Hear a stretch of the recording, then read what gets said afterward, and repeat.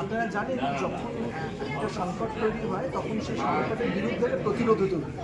সেরকম প্রতিরোধ আমাদের ভারতবর্ষের ইতিহাসে বারবার তৈরি হয়েছে, পশ্চিমবঙ্গের ইতিহাসে বারবার তৈরি হয়েছে।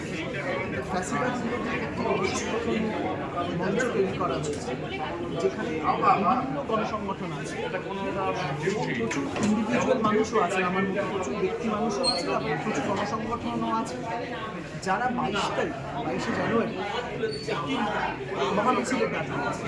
আমরা জানি যে 22 তারিখে ভারতবর্ষের একটা অন্যরকম চেহারা তৈরি হয়, কিন্তু হয়তো বা যে ভারতবর্ষটাকে আমি চিনি, আপনি চেনেন, আমরা চিনি, সেই ভারতবর্ষটাই 22শে জানুয়ারির পর আমি বদলেও যেতে পারি। কেউ বলতে পারি না সামনের লোকসভা নির্বাচন আগে আর কী ঘটবে।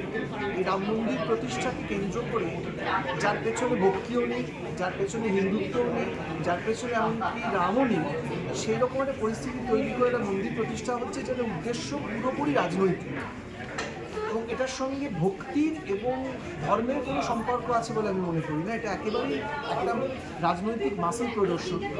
তার বিরুদ্ধে মিছিল 22 তারিখ কলকাতা শহর দেখবে, এবং আমরা চাইব গোটা বাংলা থেকে যারা এর বিরুদ্ধে আছেন, যারা মানুষের কথা বলেন, মানুষের কথা ভাবেন, তারা যেন এসে এই মিছিলে জয়েন করেন।